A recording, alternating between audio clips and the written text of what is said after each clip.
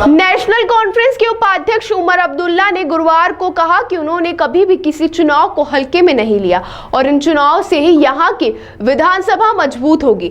News agency से बात करते हुए उमर ने कहा कि बीजेपी को ज्यादा से ज्यादा सीटों पर हारने के लिए पीर पंजाल इलाके में गठबंधन बनाने की सख्त जरूरत है। तो वहीं चुनाव में भाग लेने के संबंध में अपने रुख में बदलाव के बारे में पूछे जाने पर उमर ने कहा कि जो लोग उन पर प्रिंसिपलों को बांटने का आरोप लगा रहे हैं, उन्होंने अपने रिश्तेदारों को विधानसभा चुनाव में उतारा है। उन्होंने कहा कि उनका मानना है कि वर्तमान विधानसभा उतनी मजबूत नहीं है जितनी थी, लेकिन इन चुनाव के जरिए ही इसे मजबूत किया जा सकता है। इंजीनियर रशीद की जमानत के बारे में पूछे जाने पर उन्होंने कहा कि जमानत कोर्ट में मिलती है, वोट से नहीं। से कम सीटें जो है जीतने का हम मौका दें। Umar Sahab, your earlier decision not to contest elections in the Union Territory of Jammu and Kashmir was seen as bold stance against central government's decisions in Kashmir. Now people are saying that Umar Abdullah has sacrificed his principles for the lust of power. What do you see that? कोई sacrifice principles का हमने नहीं किया। जो लड़ाई हम लड़ने जा रहे हैं उस लड़ाई में असेंबली का अपना ही रोल है और मैं लोगों से क्या कहूं कि वो इस असेंबली को माने, इस असेंबली को वोट दें, इस असेंबली में मेंबर चुनें, लेकिन मैं इस असेंबली को नहीं मानता। जो लोग ये बात करते हैं उन्हें तो अपने रिश्तेदार खड़े किए। जो मेरे खिलाफ ये इल्ज़ाम लगाते हैं, किसी ने बेटा, किसी ने बेटी, कोई ना कोई तो रिश्तेदार उन्होंने रखा। अगर वो अपने ही प्रिंसिपल्स के इतने बड़े पाबंद हैं तो फिर तो उनको पूरी तरह से इससे बाहर रहना चाहिए था। खुद बाहर रह के किसी रिश्तेदार को रखने का क्या फ़ायदा। मैं मान के चलता हूँ कि फ़िलहाल इस असेंबली में उतनी ताकत नहीं है जितनी ताकत होनी चाहिए, लेकिन हम इस असेंबली के ज़रिए ही इस असेंबली को और ज़्यादा मजबूत कर सकते हैं। उमर साहब जी ने कहा था कि जो मतलब आने वाला सीएम होगा वो एक चपरासी की भी ट्रांसफर नहीं कर सकता है, तो इसके बारे में फिर अब मैं इसमें नहीं जाऊंगा, वो छोड़ दीजिए।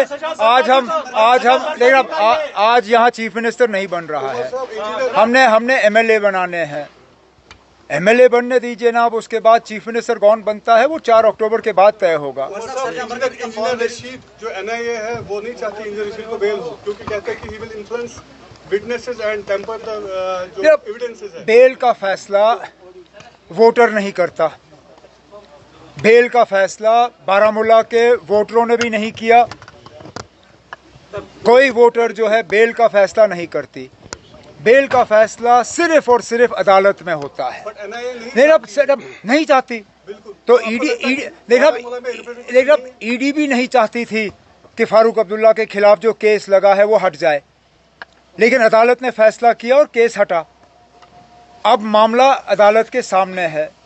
उन्होंने अपना जजमेंट 4 तारीख तक रिजर्व किया है। जहां तक मैं जानता हूं, क्योंकि दिल्ली से कोई खबर जो है ज़्यादा देर छुपी नहीं रहती, अंदर अंदर से बात बाहर आ ही जाती है।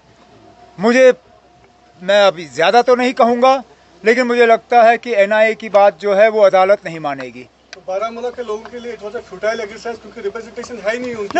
आप वेट करिए ना, 4 तारीख को अदालत की तरफ से उनका फैसला आ जाएगा। और जो मैं आपसे कह रहा हूँ, मुझे तो लगता है कि 4 तारीख को एनआईए वाले जो हैं ईडी की तरह उनकी आर्ग्यूमेंट फेल हो जाएगी और अदालत का फैसला आप सबके सामने होगा। अब जाके अगर इंजीनियर साहब को छोड़ दिया जाता है तो क्या अदालत के तरफ से उनके ऊपर कोई रोक होगी, कोई रुकावट होगी, कोई स्ट्रिक्चर्स होंगे, वो हमें देखना होगा। लेकिन देखिए,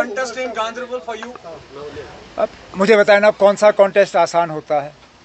कोई इलेक्शन आसान नहीं होता। पीडीपी ने बशीर मीर को फील्ड किया यहाँ से। Don't you think this is challenge, because 2014 में बशीर मीर ने बहुत ही कम मार्जिन से हारा था। यहाँ नहीं कंगन से हारा है। उसके बाद बहुत कुछ बदला है ना। मैंने कभी किसी इलेक्शन को फॉर ग्रांटेड नहीं लिया। बारामूला के पार्लिमानी नतीजों के बाद तो मैं अब अगर लेता भी था थोड़ा बहुत तो बिल्कुल नहीं लेता हूँ।